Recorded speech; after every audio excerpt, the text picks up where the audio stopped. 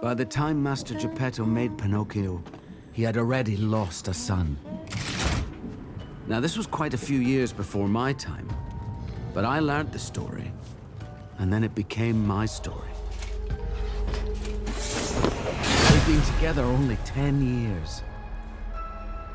But it was as if Carlo had taken the old man's life with him. How did people wear top hats back in the day? This must be the most uncomfortable hat I've ever worn. It's crushing my ears. It's too heavy. Now, I know it's pretty cool, right? When you wear a hat like this, your riz is off the charts. How do you do? And there are some benefits to a hat like this. There's lots of space inside, so if you have a big hairdo, you can hide things in there if you'd like to. Like the hand from Talk to Me. What else do we have in here? A little xenomorph. An Elvis the Alien plushie from the N64 game Perfect Dark. I'm alive! Or the Elvis the Alien plushie, the YouTuber Elvis the Alien. Who are you talking about? Or maybe even this. Fucking pronouns! You know what? The options are endless. And you can do that thing where like you roll it onto your head, but I don't know how to do that. Let's talk about Lies of P. The main reason I want to talk about my hat for so long is because YouTube dings you for saying certain things during the first minute or so of the video. And I wanted to say this. Lies of P is a Souls-like that can be best described in one way. Cock and ball torture.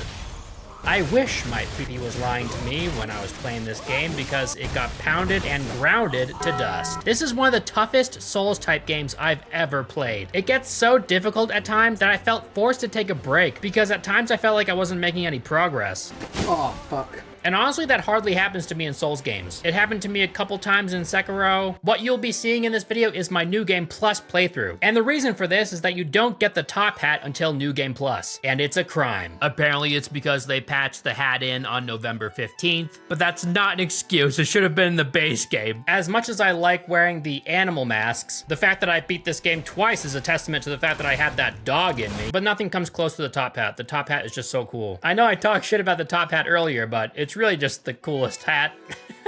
You can wear the goofy yellow hat, which is based off of the original Pinocchio design. And this goofy ass mask also has a top hat, but the hat is so tall that it gets in the way of your vision. You can't see what you're doing when you wear it. Anyway, I have to take this jacket off because I am sweating my ass. If I wear it for 20 more minutes, I will die. Off it goes. I can wear the top hat, I think. The main reason you're seeing my New Game Plus playthrough is because I didn't decide I wanted to review this game until after I completed it, and I hadn't recorded my initial playthrough. I definitely recommend, if you're playing this on console, to increase the camera movement speed. It'll make gameplay a lot smoother. I don't know why the camera movement speed is so slow to begin with, because throughout this game, you're gonna have to be spinning that camera around like crazy if you want to survive the never-ending onslaught this game throws at you. Before I go any further, I have to mention, God, the level of polish this game had when it came out. You hardly ever see that today. Most games, I think, release at like 75% completeness if you're lucky, but this game beat the odds. I felt like I was back playing the PS2 when games that came out were actually full games. Perfect place to hide a body. I don't know if I should be sad or impressed at this realization. It kind of goes without saying that this game is based on the old children's story named The Adventures of Pinocchio by C. Collodi. They even credit Collodi in the beginning of the game. Of course, Pinocchio was popularized by Disney's cartoon Pinocchio, which is probably how most people heard of the character. In this game, you play as a puppet named P. It's implied that your character is Pinocchio because the game's called Lies of P, and in the game, you can decide to lie to people or tell the truth. So that was a fucking lie. Which will impact your humanity. It's kind of odd because the name Pinocchio isn't trademarked. The original story, including the names of the characters from the 1880s, is in the public domain. I think naming the game Lies of P was just NeoWiz being cheeky. I think naming the game Lies of the Puppet would have been better. I'm just personally not a big fan of the name Lies of P. It's just like, it's not a very satisfying name. It doesn't have the same pizzazz as like Elden Ring, Bloodborne, or Dark Souls. Lies of P? You know, if you hear the name Elden Ring without context, you're like, wow, that sounds pretty cool. But Lies of P? What does the P mean? P organs. It's weird to me because nobody in the game even calls the puppet P. They only ever refer to you as Geppetto's puppet. Our only hope, Geppetto's puppet. Also, this game didn't hook me the same way Bloodborne did. I think it partially has to do with the fact that you're forced to play as Pinocchio. I find that games that allow me to create my own character immerse me more effectively. When I'm forced to play as a specific character, it almost feels like I'm playing through a movie instead of going on my own journey. Some exceptions to this rule might be BioShock or Doom, because for the most part, they're blank slates and you can just insert yourself into them. I found the world of Krat more interesting than the worlds of Dark Souls, but less interesting than Yharnam, or the world in Sekiro. Also, the playable character might not actually be Pinocchio. I've seen theories online that you actually play as the Tin Man from The Wizard of Oz, and Pinocchio is actually the final boss of the game, the nameless puppet. They claim that the importance of the heart in this game points towards your character being the Tin Man, more so than Pinocchio, and the strings of the nameless puppet at the end of the game make reference towards Pinocchio. Especially since if you give your heart over to Geppetto at the end of the game, the nameless puppet ends up becoming the new Carlo. For those that don't know, Carlo is the name of the boy that your puppet is made to replicate, the name of Geppetto's dead son. It's also hinted that P's heart is an actual human heart, but with augmented puppet tech, because at the end of the game, Geppetto says this: Carlo's heart! Which kind of contradicts the only semi-convincing evidence from that theory. There's something about P's running animation combined with the sound effect used for his running that irritated me. Maybe it doesn't line up exactly right or something. Maybe it's the animation itself, and I found his walk and run not convincing enough. Like, the way he's running should carry him further than the game is letting him run. I can't exactly place why it feels wrong to me, and it's not a huge deal because after playing for a few minutes, I can easily ignore this problem. Like most other Souls and Souls-like games, this game's world is extremely bleak. We journey through the city of Krat after the world has completely fallen apart. It takes place sometime in the Victorian era, and in this universe, puppets were invented and mass-produced as service automatons. Throughout the game, you'll regularly see remnants of these puppets and the jobs that they once carried out. Like, you'll see puppets that were chimney sweepers, dancers, singers, maids, constables, you name it, and a puppet was probably doing that work at some point. The chimney sweepers are so annoying. They rush you with their chimney sweeping thing. They've killed me countless times, pushing me off buildings, stun locking me so other people can shoot me or throw shit at me. God damn it. If you've seen other reviews of this game, then you've probably heard someone say that this is the love child of Bloodborne and Sekiro. And for good reason. I think it's an incredibly accurate description. This game definitely wears its inspiration on its sleeve. At one point, there's a silo-type tower that you descend, using plank remnants of a decrepit building, much like you would do in Bloodborne or Dark Souls. There's a moment early on in the game with a spotlight that reminds me of a similar moment from BioShock. You know when you first enter Rapture, something jumps on a light and it moves or something? I don't really remember it all that well, but it reminds me of the time in Lies of P when you leave Hotel Krat for the first time, and something jumps off of a spotlight and it kind of swings in the air before focusing on the street. It's a cool scene, but yeah, it definitely reminded me of BioShock. I hate these guys. Some of the music and characters also reminded me of BioShock. I can't play the music for you because of copyright, but there are definitely songs in this game that remind me of BioShock. Some of the enemies in this game definitely wear masks that remind me of BioShock, like the White Lady's mask and the rabbit masks from the Black Rabbit Brotherhood. You can regain a small portion of your health if you block an attack and attack right afterwards, which is similar to Bloodborne's rally mechanic. Also, the time period it's set in and the clothing some of the people wear reminds me of Bloodborne. There are some enemies you don't have to give much thought to, just smack them a few times and they're dead. But in order to kill some of the tougher enemies and bosses in the game, you'll need to learn how to parry them, because doing this will increase their stagger meter, which is crucial in some fights. This is very similar to the combat in Sekiro. Parry enough and this will leave your enemies open for a huge attack that deals a ton of damage. In Bloodborne, it's known as the visceral attack. In Lies of P, it's known as the fatal attack, which is strange because this move will often not be fatal against the enemies in which you use it. The time to parry in this game is so incredibly precise that it will most likely take someone many tries to kill a boss doing this. I know it did for me. I found this game more difficult than most other Souls games. While Sekiro could match its difficulty in some instances for me, I can definitely see people getting turned off to this game due to the difficulty. I think Bloodborne is more difficult in the beginning portions of the game. Lies of P lures you in before it butt fucks you. Bloodborne, on the other hand, it smacks you around for a little bit, forcing you to learn the game before, you know, you can enjoy it. In that game, you're instantly killed by a werewolf, only to find yourself in the middle of a giant mob, and then eventually facing an incredibly difficult maniac with an axe. Bloodborne can be daunting for new Souls players, but the game takes its foot off the gas for a while after the intro. Lies of P is different in that it takes its sweet time beating your ass. It won't do it straight away, but when it does, it'll hammer you for hours, and sometimes it isn't very fun. Lies of P includes most things that Souls players have come to expect from a game like this. Instead of bonfires or lamps, this game has stargazers. Instead of the doll or Melina, it has Sophia, and it goes on like that. That is why I'm a listener.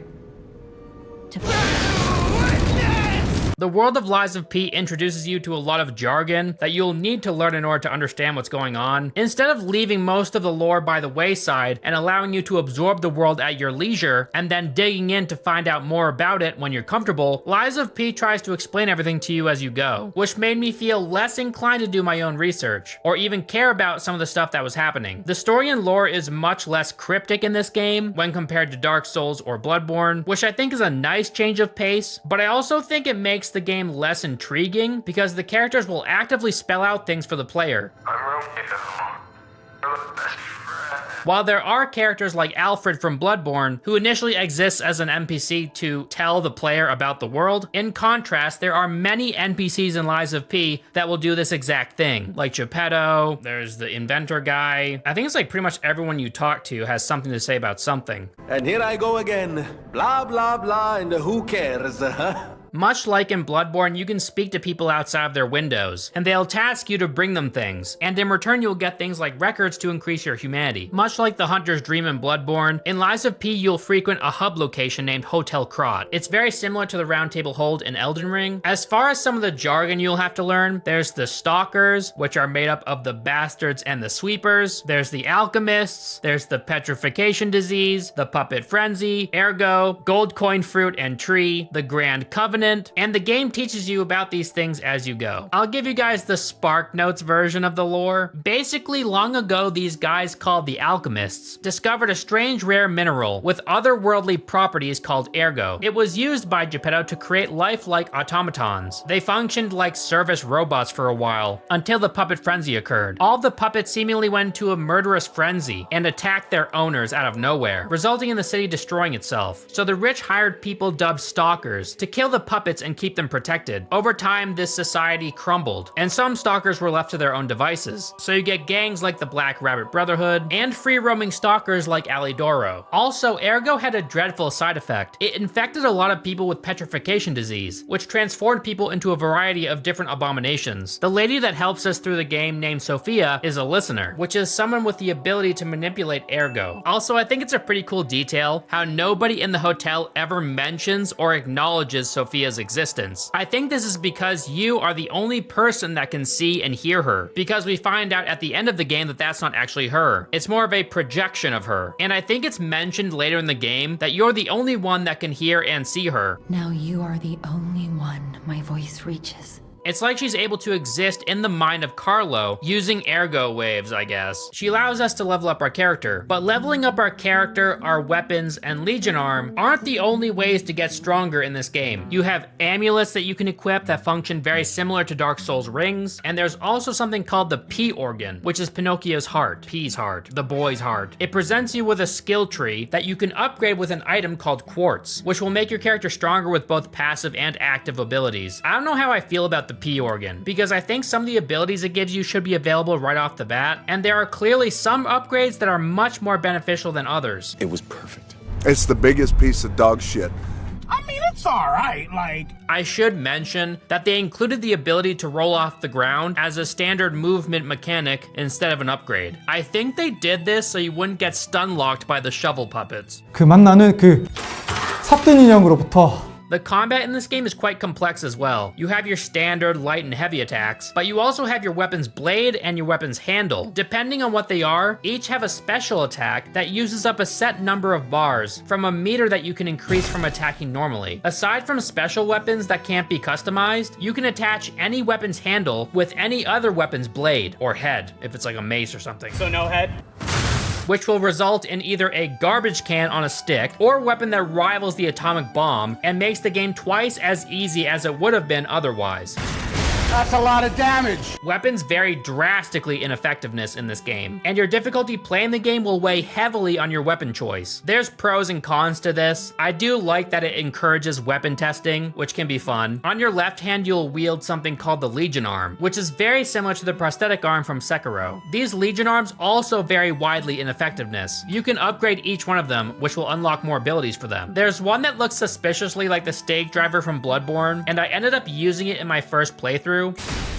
Basically, this thing is used to plant mines in the ground, which will explode when enemies walk over them. There's one Legion Arm that shoots flames, there's one that shoots acid, there's a mobility string that allows you to pull enemies closer, or fly through the air and close distances quickly. The most overpowered arm by far, though, in my personal opinion, is called Aegis. It's a shield that will allow you to attack without receiving damage, and when an enemy attacks, it'll explode, dealing both regular and stagger damage to them. It's insane that this thing exists in this game. It honestly trivializes some fights, but honestly, this game is so outrageously difficult at times that I'd take any advantage I could get, aside from summons, because that makes the game too easy, and I don't want it to be too easy either, you know? The sound of parrying is infectious and addictive, which makes learning the game loop more bearable, as you get your ass mercilessly hammered into the pavement repeatedly for hours on end. Your arm has a grindstone attached to it that can be used to repair your weapon's durability. You can customize this grindstone, which will put temporary status buffs on your weapons, like extra fire damage, electricity, etc. So it's pretty important to know the weaknesses of certain bosses before you fight them, so you can use these grindstone buffs accordingly and effectively. There are throwable items in this game as well, and in this game, they are insanely powerful and can easily turn the tide of battle during a hard boss encounter. But I never felt comfortable using them because I always expected to die. So unless I was extremely confident, I would hardly ever use throwables. Sometimes it sucks to get killed over and over to get an item out of reach, only to find that it's one throwable item. One. I also found it kind of stupid that if you open a chest, you're locked into that animation, but you're not invulnerable. What? It's so stupid. On top of all the stuff I just mentioned, players can get access to something called gold coin fruit, which you get from a gold coin tree. And you can exchange this gold coin fruit for wish stones, which you can use in battle. They can help you in a variety of ways, like healing you over time or increasing your phantom's effectiveness, but they take absolutely forever to use. Using them in a fight is far more risk than it is reward in my experience. However, you can increase the speed in which you use them, but in order to do so, you have to use a quartz in your P organ, which is very stupid when you could be using it on something else that would be much better, like an additional healing item or something. Not only that, all of these things combined can make for pretty messy fights sometimes. I get that they're trying to give the player a lot of options, but it starts to become a little much when you're trying to focus on all these things at once, especially in the middle of a fight when you're under a lot of pressure. You have to cycle through your inventory to get certain throwable items, all the while you're dodging, trying to get the parry time down, using your Legion Arm, remembering the two special abilities of your main hand weapon and your Legion Arm special ability, and you're trying to figure out the best way to utilize all these things during combat. It can get super chaotic, especially when you add things like wish stones into the mix. There's just a lot to pay attention to,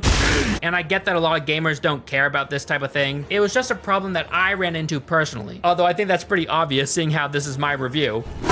You can summon a phantom to help you with boss fights, and normally I would avoid this type of thing like crazy, but I'll admit that through my first playthrough of this game, I felt forced to use them at times because I would die so frequently to certain bosses that it just wasn't fun anymore. During this New Game Plus playthrough, I didn't use a single summons though. For some bosses, I feel like the phantom would make them too easy, but you can summon a phantom for the majority of bosses in this game. And it's not like there's a downside like in Elden Ring, where if you summon someone, you take the risk of invasion. In this game, I think it just makes the boss's health go up. That's part of the struggle when it comes to making a game like this. As a developer of a game like this, you want to make the bosses challenging enough to make defeating them feel fulfilling, but you don't want to make them too difficult so as to put the players off of your game entirely. It's a delicate balance that I'm sure is difficult to nail. If you are going to put insanely difficult bosses in your game, I think going the route of Millennia in Elden Ring works well. You know, make them optional for the people who are seeking a challenge. As far as the weapons that I use throughout this game, for my first playthrough, I tried a motivity build. Motivity in this game basically just means strength. I use the Krot police baton handle throughout my entire playthrough because it gives you the ability to power up your next attack. Very similar to the best Elden Ring PvP aspect Ash of War, Royal Knight's Resolve. I combined this handle with the Great Sword of Fate blade at first, before moving on to the Booster Glaive blade, and then finally the Bone Cutting Saw blade, which I used for the remainder of my first playthrough. On this playthrough, however, I tried a technique build, which is basically just dexterity, and I used the Trident of the Covenant Spear throughout most of the playthrough, while intermittently testing out less effective weapons here and there. This spear is one of the best weapons in the game, as far as I'm concerned. It has a great moveset, it has great reach, which is something most weapons in this game severely lack, and the weapon arts it has are decent. I hate it when your weapons bounce off of walls because of the way it swings. There's something kind of similar to Bloodborne's insight in this game as well. There's a secret humanity gauge that you can increase by doing innately human things, like lying and listening to music. The game forces you to listen to full songs to gain humanity, instead of simply rewarding you as soon as you play the song, which I simultaneously liked and disliked. Some songs I liked more than others, and while I was forced to listen to them, I would spend this time experimenting with weapons or Legion arms, browsing wares, or just, vibing. But there were times when I was listening to music, and I wasn't a huge fan of the song, but I had to sit around and listen to the entire thing anyway to gain the humanity. So I just felt like Mr. Bean waiting on the side of the road. Increasing your humanity to a certain point changes your character's appearance, it'll make your hair grow longer, and it makes it much more flowy, which is nice. Approve. Even though I prefer his puppet hair. You can also make his hair gray, which is interesting. Why are you fucking here, man? You're so old. Where's your wife? Go home to your family, dude. You can change the look of P if you want to. All you have to do is sit in the electric chair in Geppetto's office. During one of the levels, you can hear a cat in the background. And when you return to Hotel Krat, it will return with you, and it will react differently to you depending on how much humanity you've gained throughout your playthrough. Aww. There's also this painting that you can get in this game. It's a painting of P, and as you lie to different people throughout the game, the nose on this painting will grow. And if you get enough humanity, this nose will turn to a weapon, and I don't think it's very good, which is a shame. It looks cool though. I remember commissioning that piece from an artist named These nuts. There's a tiny detail that I think is so cool, and it's very easy to miss. The shadow of P's nose will grow as your humanity grows, and the shadow can only be seen in the hotel, using the light of the big stargazer in the center of the room. Impressive. As your humanity increases, so will your ability to do human things, like play the piano. Some NPCs even have different dialogue for you, depending on how much humanity you've accumulated. Early on in this game, you will acquire a cricket that resides inside of a lantern that you carry around. His name is Gemini. Obviously, he's like Gemini Cricket from the original story. He acts as a sort of guide for the player. He's kind of similar to Cortana from Halo. And yeah, I think Gemini is cute. No, I'm just kidding. No, it looks exactly like you. But he also gets a bit annoying at times because he tries to be funny, but he's just not. You look annoyed. Also, it's kind of weird to have someone in your ear all the time in a Souls-like. I know this game doesn't have to be exactly like the other Souls games, and I like that it's trying to find its own identity, but I much would have preferred him as a physical NPC that popped up here and there to give you advice or lore-related information, which I suppose wouldn't be all that different from how he is now, but less Gemini would have been better, at least for me. Listen, pal. Nice landing, but let's not make it a habit. He tells this one joke that's obviously straight from Zoolander, and it's so weird. You think it's a tram for crickets? A center for ants. There's also this Riddler-inspired puppet. He calls you on payphones throughout the game. His name is Arlecchino, the king of all riddles. He talks your ear off, and the answers to his riddles are pretty obvious to say the least. He gives you Trinity keys that allow you access into Trinity doors. In these rooms, you can find new outfits and upgrade items. I found him quite cringe, until the end when some cool lore tidbits about him are revealed, but he's still pretty annoying.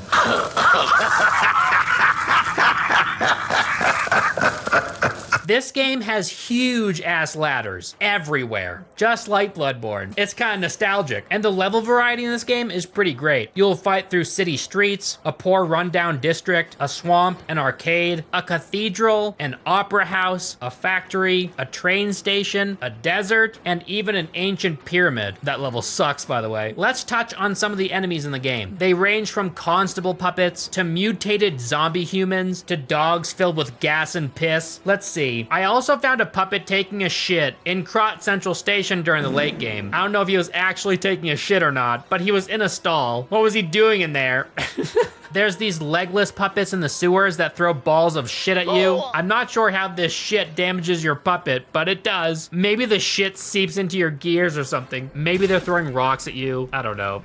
There are baby puppets, and you would assume that babies would be weaker than the rest, and you'd be wrong. These things are little crawling tanks. And then there's headless lady puppets who are super unassuming, but they're juggernauts. It's kind of weird how the headless lady puppets and the baby puppets are some of the strongest non-boss enemies in the game. I know the game's doing this on purpose to trick you. It's just kind of weird. There's a ton of annoying dogs in this game as well, and each time I was killed by them, I did not find it funny. Some of them have saws for heads and they suck to fight. Some of them are filled with acid piss that kills you if it fills a meter. Some of these enemies will perpetually hang off of ledges waiting for you, but if you never approach them, they will always be hanging there. What you doing, dude? Pull-ups? There's these tail whipping monsters in the Arch Abbey Aztec pyramid level, and they stick their asses up when they're staggered, begging for that weapon to be shoved in. Kind of reminds me of the giant pigs from Bloodborne. Like, I've got a meme here. There are some pretty cool unique enemies peppered here and there throughout the game. One such enemy is this monster wielding a puppet torso. He sneak attacks you from within a wall after you climb up a ladder. When you kill him and you go inside this wall, there's nothing in there. What was he doing in there? I guess his purpose was to sit there and wait for someone to come up the ladder. Pretty boring existence. There's these gangster Tommy gun enemies, and when they die, it sounds like they're saying, "I don't care," in Gollum's voice. Like, whatever, dude, just kill me. There are these hammer fist guys in the desert and Aztec level that suck to fight. Their tracking is ridiculous. They raise their fist and walk at you for like 100 yards before finally deciding to attack. Also, the unique disruption enemy near the end of the game is insane. He killed me like 10 times. He's so annoying.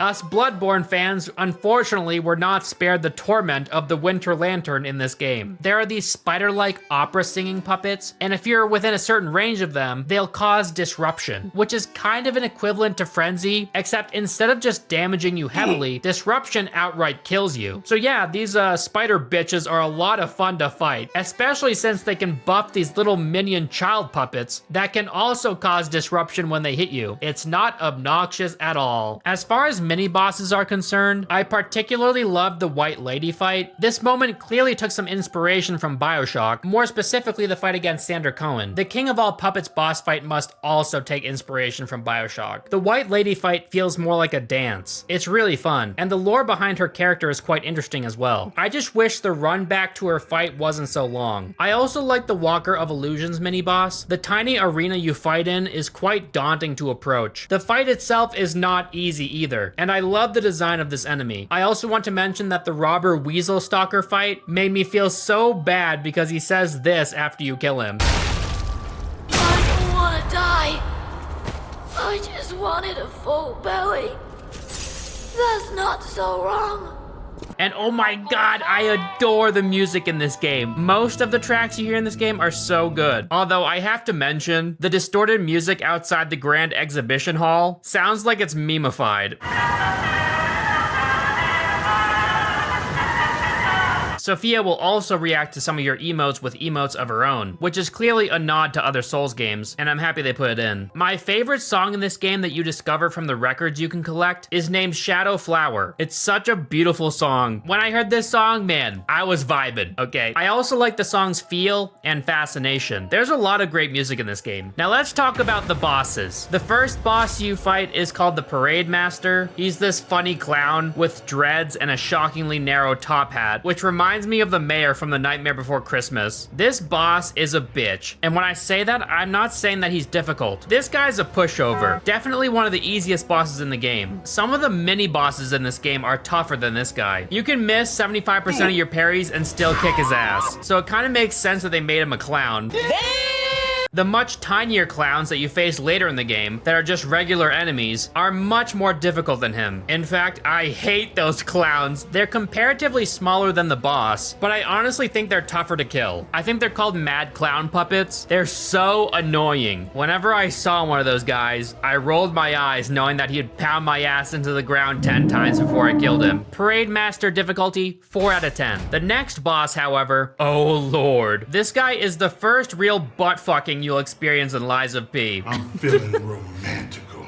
He's called the Scrapped Watchman, and I don't know why they scrapped this guy, because I'm guessing when he was operational, he was probably far more effective at striking fear into criminals than any of the other pathetic puppet policemen. Try saying that 10 times fast. He swings his arms around wildly like an Irish drunk. It'll pick you up and slam you around like Donkey Kong trying to open a coconut. It'll jump in the air and land on you like Ludwig from Bloodborne. It'll explode with electricity like Dark Beast Pearl from Bloodborne. This thing is a nightmare for someone still learning the game. It doesn't just punish you, it takes your Play-Doh ass and beats you into steel, preparing you for the ass beating the rest of the game is gonna give you. Because trust me, your ass will no longer exist by the time you're done with this game. Normally I would rank this guy pretty high, but comparatively to the rest of the bosses in the game, I would say his difficulty is a 7 out of 10. After defeating him and wiping the tears from your eyes and the blood from your ass, it's time to head into a factory where you'll eventually face the stereotypical fiery, like tank engine enemy. Its name is King's Flame Fuoco. Don't ask me why. This guy is also annoying, but not as difficult as the Scrapped Watchman.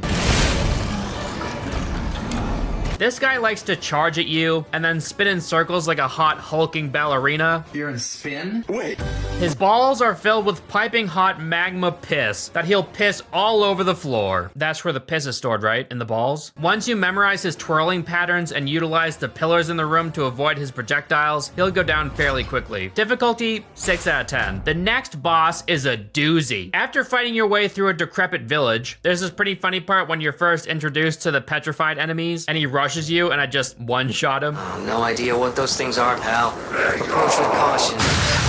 And after fighting your way through a ruined cathedral full of acid-filled monsters and one lonely nun, you'll find yourself face to face with fallen Archbishop Andreas. When you enter this level, you can see him slither down into the earth. But no matter how fast you run, this dude finds his way to the boss arena immediately. And this boss is not small. He's like this giant frog thing. This fight was definitely one of the most challenging fights in the game for me personally. It's a two-phase fight. He starts out looking like a giant frog, and in the second phase, his backside transforms into a long centipede creature with a different moveset, almost forcing the player to try and fight the familiar frog side of the boss during the second phase at all costs. He's weak to fire, so the salamander blade will come in handy here. He has this insanely powerful laser attack during his second phase. His salamander side shoots a laser while his frog side explodes, and it's super annoying. I beat him on my first try on this run because they patched him and reduced his health, but on my first run, he was a giant pain in my ass. The voice actor for this boss has a funny line after you beat him. I want to go back to the old Krat before the greed overtook me. Difficulty, probably a 7 out of 10. It was an 8 out of 10 before they patched him. The next boss, or bosses, is the Black Rabbit Brotherhood. I think this gang is so cool aesthetically, but their fight is so dumb. I strongly dislike Gang Squad boss fights. I've suffered enough from gangs in Elden Ring for a lifetime. Is Mario and Luigi. I also think it's a missed opportunity that they didn't allow you to summon Black Cat and Red Fox to assist you during this fight, especially since they can assist you in the level leading up to the arena. Throwable items work wonders during this fight, even though I often forgot to use them myself, mostly because they're so rare to come across and expensive in shops that I hardly ever felt confident enough to use them. There's the eldest and largest of the Brotherhood, this huge guy in a pig mask. He basically just wields the Buster Sword from Final Fantasy. The objective here is to take down the big guy with the big sword. The other members of the Brotherhood simply act as a deterrent. Once the big guy is down, the fight ends. So the idea is to focus on him at all costs. It's a difficult fight, but more annoying than anything else. Also, before you get to the arena, your character gets caught in a bear trap, and then you can see the girl rabbit from the gang looking down at you from a balcony, and then she comments on you before leaving. It's little things like that that I love about this game. I love how one of the gang members is just a dude with a bucket on his head, while the others have dope masks.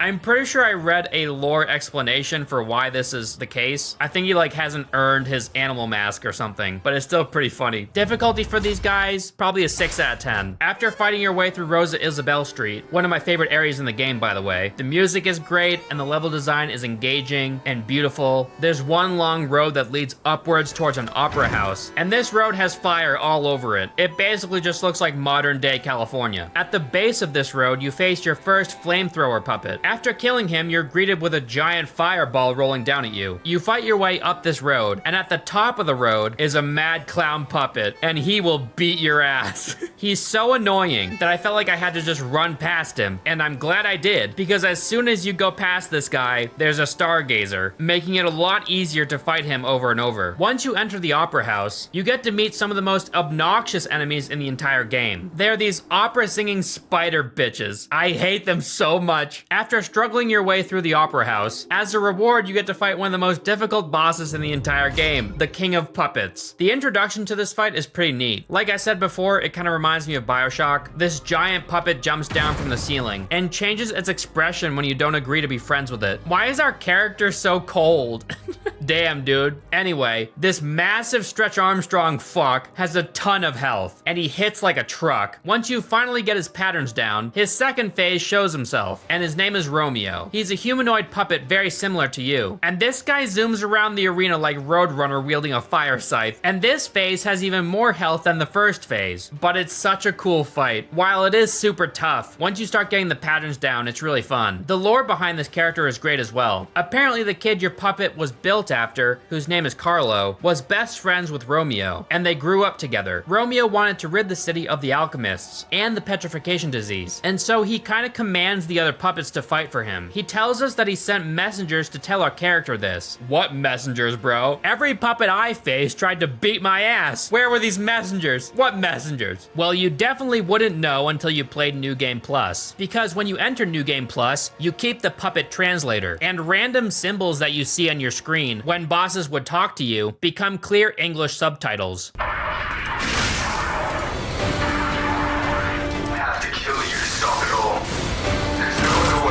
And it allows you to finally understand them. The first 3 bosses in the game are revealed to be asking P for help. I guess those must be the messengers that the King of Puppets referred to, which is weird because all of those messengers still tried to beat my ass. And some of them did so successfully over and over again. So yeah, this boss is a huge pain in the ass. He's very difficult, but he's also kind of fun to fight, so not the worst thing in the world. Difficulty, 8 out of 10. Leading up to the next boss, you'll have to fight through the Grand Exhibition, and there's some serious bullshit level design here. I mean, just look at this scenario right now. Seriously? Nope. There's these stationary puppets that spin around and throw things at you, and they're super annoying. They put like 4 of them in one spot, and it just kills you instantly. The boss you face at the end of this level is named Champion Victor. His design kind of looks like it was inspired by Batman's Bane, and even more so, Atlas from BioShock. He definitely isn't the most difficult boss in the game. He's a bit daunting psychologically, because his size and aggressive fighting style will strike fear into the player, making them fight worse and then lose. But most of his attacks are choreographed and easily dodged. Parrying him isn't the best idea because he hits so hard, and if you mess it up, it could result in your death, so I mostly just dodged him. He has 2 phases but 1 health bar, and he loves to rush at you. We've been trying to reach you concerning your car's extended warranty. He throws punches. This guy tries to grab you. He's basically just Zangief from Street Fighter. He also kind of reminds me of Hoaraloo from Elden Ring. He'll punch you and grab you, you know. He's your typical big beefcake. For his difficulty, I would say he's a 6 out of 10. Next up, you'll fight the green monster from the swamp. His first phase is extremely aggressive, but not too tough to deal with. His second phase is a tougher version of the scrapped watchman from the beginning of the game, because he turns into a hermit crab and takes over a scrapped watchman's body as a shell. This thing loves to use the Pokemon move Dig, and it can be pretty annoying. I found that sprinting away as soon as he starts to dig will, at least most of the time, result in him missing you entirely. Fire is effective against his first phase, while electricity is effective against his second. game. It's a pretty tough fight, but it never stumped me for long. Difficulty, 7 out of 10. The next boss is the corrupted parade master. I don't have much to say about this guy. His fight was pretty boring to me. He isn't particularly hard to beat compared to the other fights in the game. He's just meant to be a final obstacle before you find yourself heading towards the end of the game. The worst part about this boss fight is the camera. Oh my god, what a pain in the ass the camera was for me during this fight. It's horrible. Also, his belly flop is a bit annoying. But other than that, he isn't the worst thing in the world. Difficulty, 6 out of 10. Be right back. I gotta bash my head against the wall. Because this next boss almost gave me an aneurysm. At least the first time I fought them. Thought you were done with the Black Rabbit Brotherhood? You were wrong, bucko. Remember how last time you just had to deal with the older brother? Well, now you gotta kill them all. And the older brother is back and tougher than before. This fight sucks so hard until you learn how to fight them separately. This fight is more of an attrition test than anything else. The grueling tactic I used to beat them required me to run in circles around the arena non-stop and to make sure to only attack the enemy that had me aggroed. You see, they can all attack you during the fight, but only one of them will rush you at a time. The others will slowly walk at you. So the trick is to keep out of range of those that are walking and only strike the one that's running at you, making sure not to kill any of them until all of their health bars are similarly low. Only then killing all of them in quick succession, so that when the elder brother spawns, you're basically just fighting him alone. And even when you do this perfectly, fighting the elder brother by himself is still very difficult. Difficulty, 7 out of 10. The boss fight following this one is the coolest in the game, and also one of the toughest. It reminds me of a tougher version of Lady Maria from Bloodborne, or a less difficult version of Melania from Elden Ring. Her name is Laxasia. At least that's how she pronounces it. I think it should be Laxasia, but that's just me. You fight her on a bridge after making your way through the super obnoxious Arch Abbey level. God, this level sucks so much. It's cool aesthetically, and I like the lore of this place, but it's super confusing to navigate at times. And there's one spot in particular where they lure you in to get an electric blitz item, which is a pretty basic item at this point in the game. And for some reason, they made it tough to get, when full moonstones are easier to attain in comparison. I also lost 50,000 souls during this level, so that was fun. Laxasia is basically just wearing the Thorn set armor from Dark Souls. She wields a giant sword and shield. She'll rush at you and swing wildly. She's kind of awkward to fight because her swings will increase in speed with each subsequent swing. Once you finally get her first phase down, she'll turn into Zeus and throw lightning bolts down at you before blasting towards you and exploding. She does this so fast, it's practically impossible to see coming unless you knew it was coming already. If you break her sword in the first phase by parrying, it'll jump you straight to her second phase.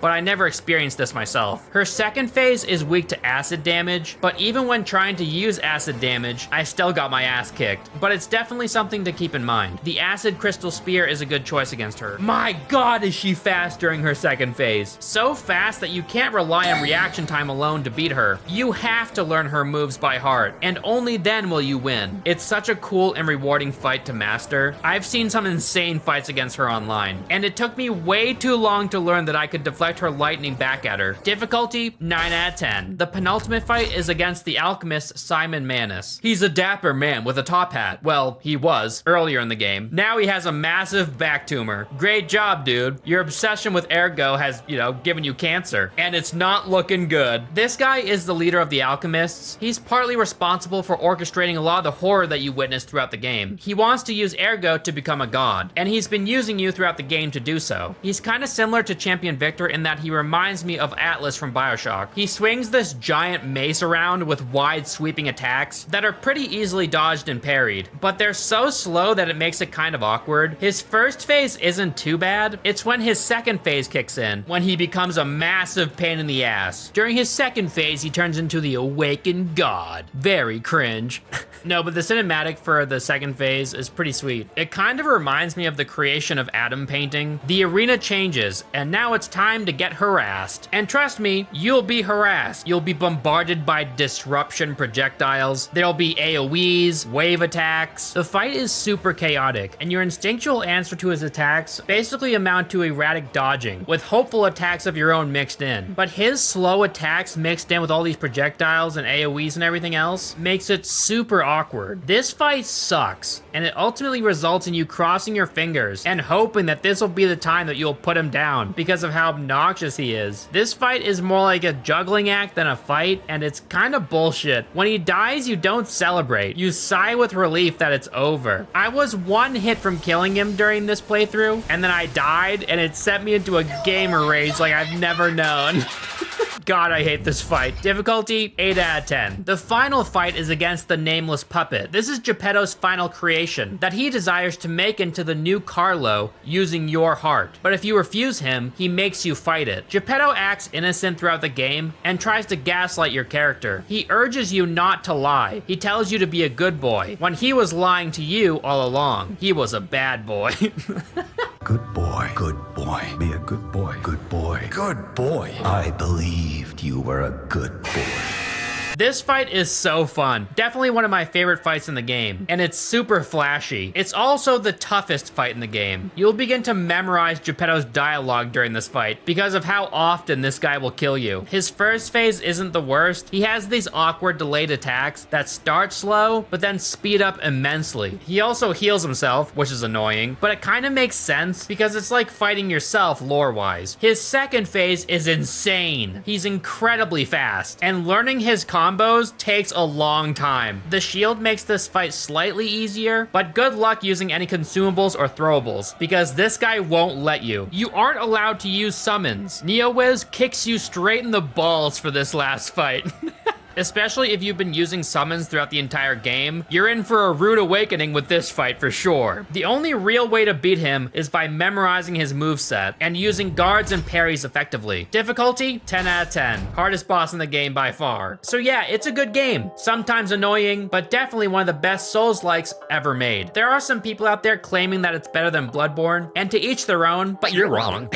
Also, you can visit your own grave in this game. Well, I mean, it's technically Carlo's grave, and I think it's fitting because you'll die a lot. I think this grave could also be Romeo's because you pick up a bunny mark next to it with a description that says it's a stalker symbol. And from the memories that you see on the beach, it's Romeo who encourages Carlo to become a stalker. Plus, there are 2 more graves, possibly indicating his parents. And it wouldn't make sense for Carlo's parents to be there because, you know, Geppetto's still alive. But they never explicitly tell you, so it could go either way. The game ends with a Wizard of Oz teaser, which is pretty neat. I would be lying if I said I wasn't super excited for a Wizard of Oz Souls-like. Bring on more games, NeoWiz, because goddamn, you guys can make a good game. That's gonna do it for my review. Thank you so much for watching. Thank you so much to all my patrons that make videos like this possible, and I'll see you guys in the next one. Bye!